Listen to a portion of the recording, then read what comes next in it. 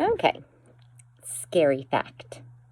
Did you know that 23% of the United States is not committing to any particular religion? And that atheism is growing leaps and bounds? Somehow, the world has come to believe that having faith is like abandoning reason and science. Obviously, they've never looked up the science wing at the Vatican to see the amazing contributions Catholicism has given to the science. Maybe they didn't realize that the whole study of genetics was a Catholic monk. Or Einstein worked with a Catholic priest on the Big Bang Theory.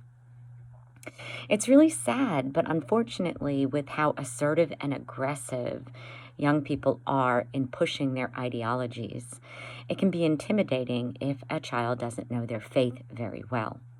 They need the foundations of faith. But you know what? When you see people wearing faith, John 3:16, on their chests, or bumper stickers like I believe, or just rosary beads around the necks, you wonder, do they actually understand what faith, hope, and love, the foundational theological virtues of any Christian, actually means?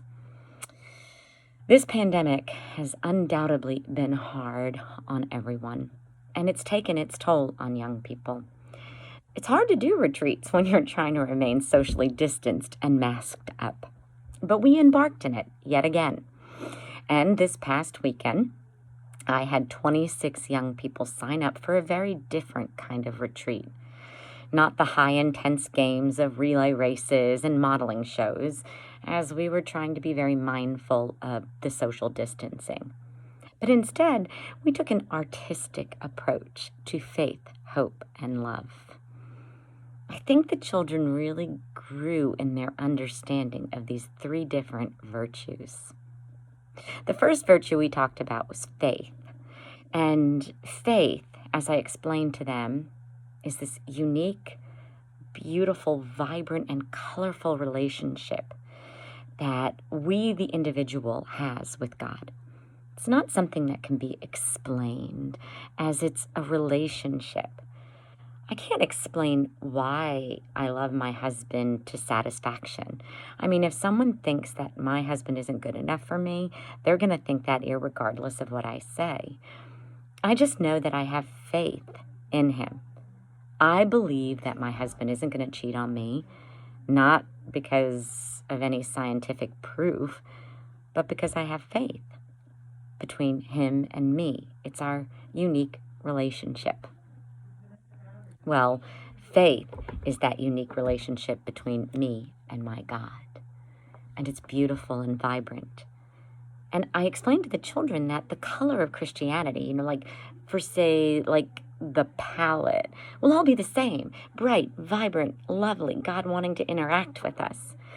But how we apply it's going to look really different, because we can never forget that it's a personal relationship between us and God.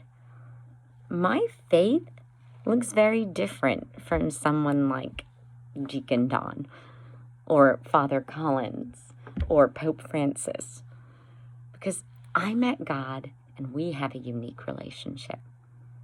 So how did I approach this first part of faith? Well, naturally, I blindfolded them. I sat them in the dark and gave them 20 minutes with this beautiful array of color. They all had exactly the same tools, exactly the same size canvas, exactly the same colored paints. The only thing they didn't have was the use of their eyes. I gave them 20 minutes and lots of instruction. I told them to listen to the music and allow themselves to be the conductor of this experimental paint project. And when we were done, we had a lot of random and different looking canvases.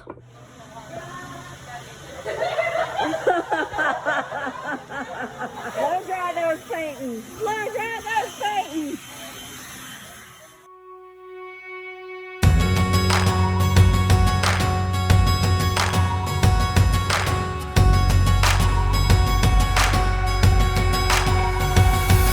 Spend today in a conversation in the mirror, face to face with somebody left.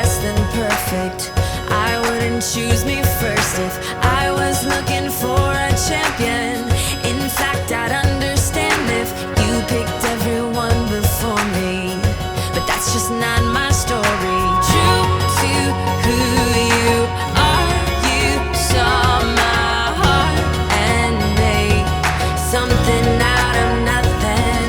So I don't need my name in lights. I'm famous in my Father's eyes. Make no mistake, He knows. But you know, it was beautiful. It was interesting. It was intense. And after that, I said that, faith, that unique, beautiful, colorful relationship with God, helps us to see God in everything, in the black and white of the world, in the sciences. I mean, I explained to them, it's like, how, can we use science to prove God when God created science? I mean, like, if science could prove God, then that wouldn't be God, because God is greater than the science which He created. But we are able to see with eyes of faith God everywhere, in the black and white world, in a mountain or a flower, in our family, in laughter, in little babies. We see God everywhere. And so when the canvases were dry, they had to pick a different person's canvas, one that would go along with what they thought they saw, that vision of God in the black and white. And they could only use black and white paint to create it. And when it was done, it was fantastic. It was the most interesting collection of faith alive in our world and vibrantly alive in our young people.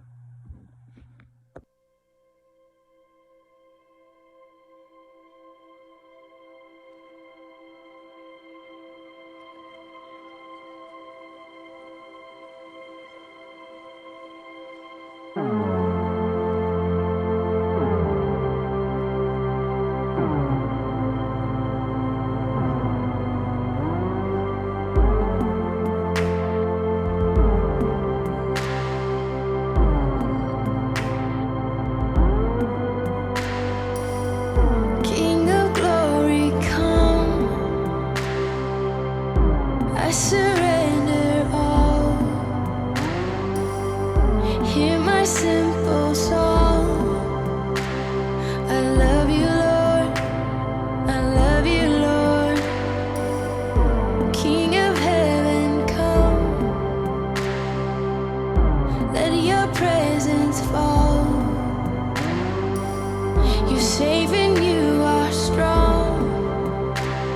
I love you, Lord. I love you, Lord. Jesus, all my heart belongs to you. Jesus, every heartbeat longs for you. Oh, lover of my soul, hold me in your arms forever. It's you and you alone.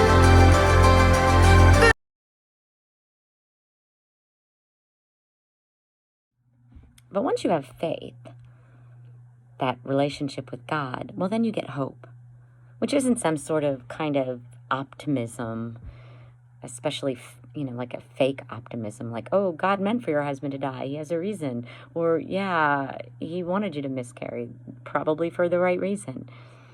I mean, if it looks like poop and it smells like poop, it's poop. And to sit there and say that hope is optimism is wrong. If faith is a person, then hope is the destination. It's Jesus.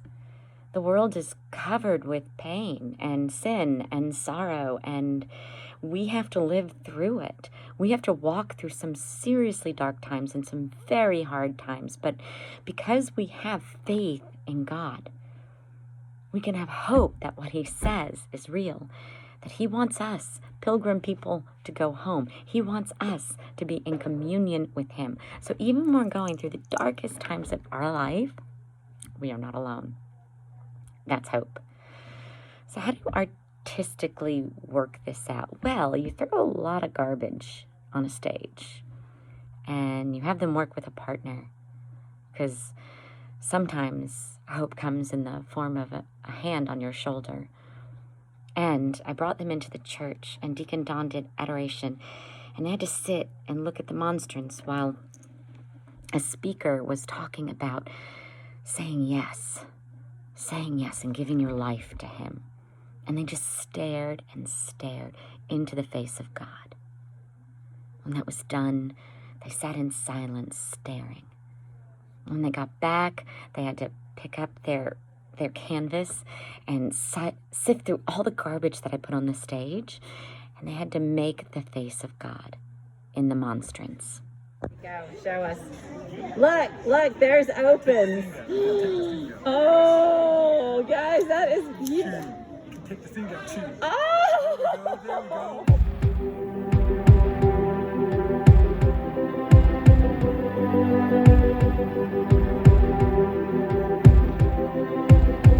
I can see the waters raging at my feet. I can feel the breath of those surrounding me. I can hear the sound of nations rising up. We will not be overtaken. We will not be overcome. I can walk down this dark and painful road. I can face every fear of the unknown. I can hear all God's children singing out. We will not be overtaken. We will not be overcome. The same power that rose Jesus from the grave, the same power that commands the dead to wake, lives in us, lives in us. The same power that moves mountains when he speaks, the same power that can calm a raging sea, lives in us, lives in us. He lives in us, lives in us. We have hope that his promise.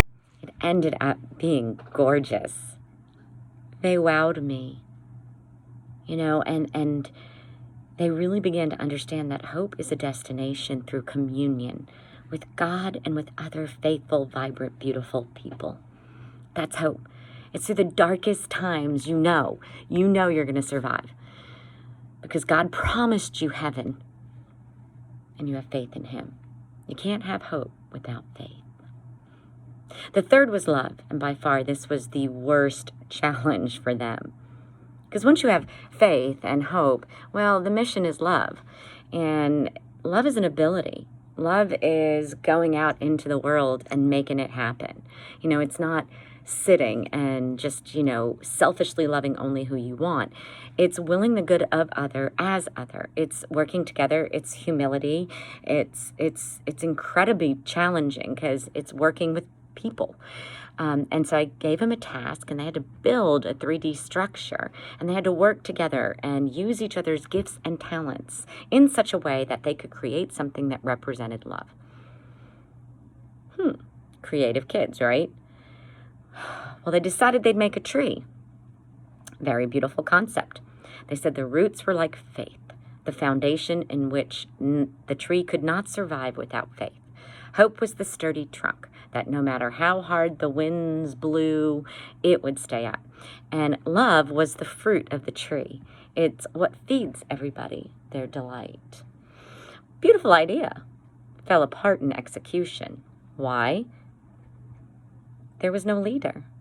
There was no common goal, no vision, no communication. And so what happened was people ended up getting frustrated, and they walked away, and they left this thing that looked more like a B-rated horror movie. It'd be like the worst thing ever, and in the middle of the night it just sort of fell apart. Look for yourself. But then after that, I came in and I decided, you know what? This was a perfect exercise. Love is effort. Love is willing the good of other as other. Love is dying to oneself. Love is sacrifice. And nobody was willing to give up their idea or share or communicate. No one was willing to build the structure as a unit, but only in tiny parts. They got tired and they walked away when things didn't work. How often in our world does love break down like that? Love is hard. Yeah, it's easy in concept, but execution is a challenge. So what did I do? I built the tree for them. Because what does God do but strengthen our love? If we have faith and hope, He will not abandon us in our love and our efforts. And I used it as an opportunity to explain to them that love is work. It's a lot of work. And even when we fail, God is there to elevate what we give, to elevate our puny little hearts, and to make it better. It was a pretty magical retreat. And I think the kids enjoyed it too. Enjoy the video. God bless you all.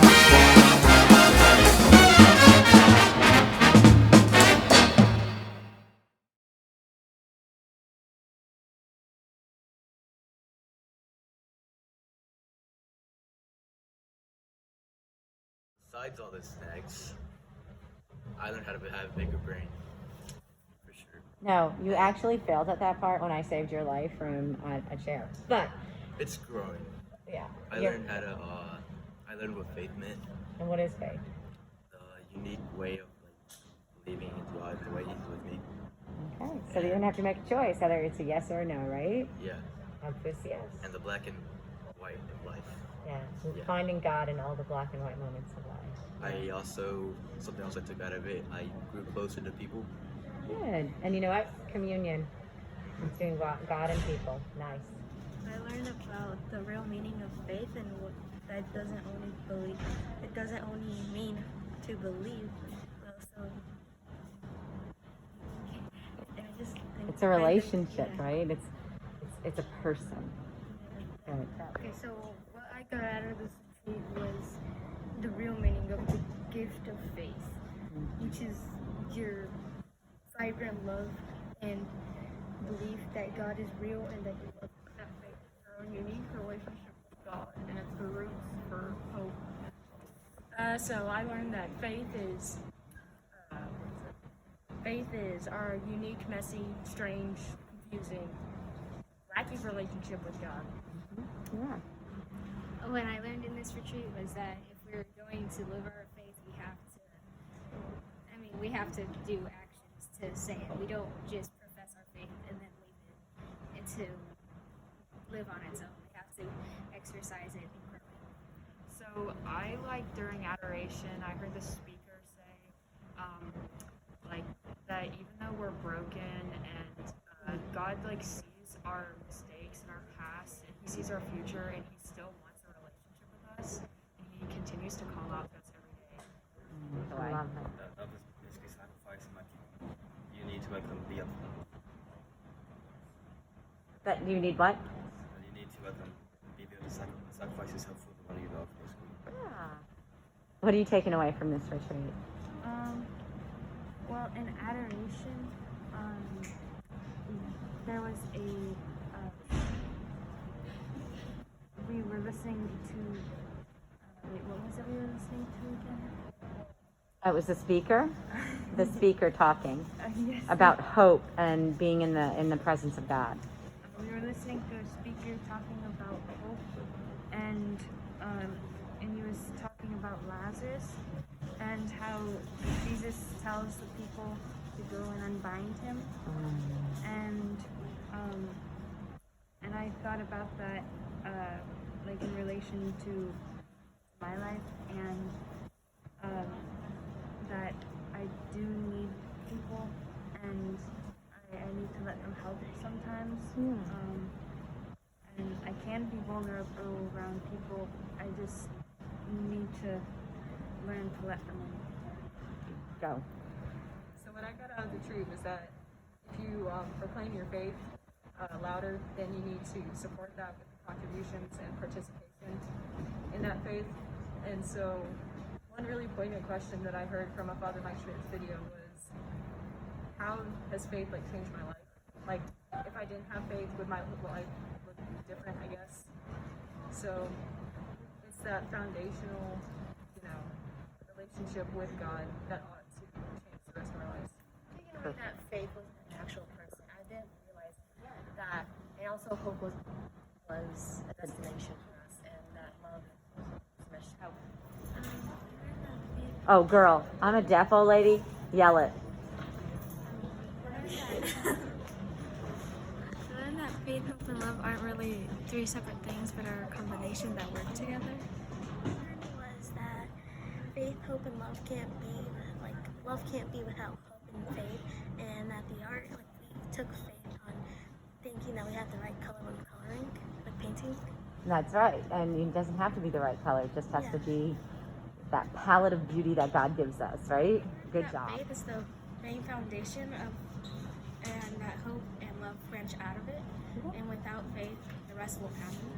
Good job. I learned this retreat that love is a sacrifice for another person, and that you can have love without the positives and negatives, and love will always bring you together.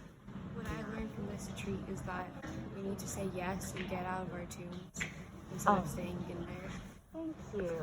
Connection, destination, and patience. Now, which one is the action? Destination. Wait. What is the destination? I don't know. Destination of life, I guess. Hope is the destination. Faith is the belief in the God, and then love is the action. Which one are you going to try to do better at? The destination part. So the biggest part that I'm going to take away from this is how you can create a masterpiece out of literal garbage. And that just gives me so much hope, because after today, I know that whatever mess the world throws at me, I know I can make something beautiful from it. Nice. What I'm going to take away today is that faith is the colorful, vibrant, and sometimes pretty messy relationship that one can have with God. But only a relationship that is tested can become great. Nice. Faith is a foundation, and without that foundation, there can't be hope and love. Perfect. So I understand of how love actually really is, that it's not just of how you love someone, but like of how you disagree and agree with things, not like a throuple and just keep agreeing with stuff. So it's kind of like that sacrifice, that working together, that unity. Yeah. Something that I will take away is, I took away a better understanding of what faith, hope, and love is, and I'm going to start coming to church more often because I haven't been coming as often as I should. I'm going to walk away from this retreat with a better understanding of what faith, hope, and love is. And what one did you, give me an example? I've really found it interesting that faith is actually a personal relationship between someone and God. It can be messy, chaotic, colorful, and most importantly, intimate. Big, strong man. Spindly armed girls. So you are going to be a priest. Gotcha.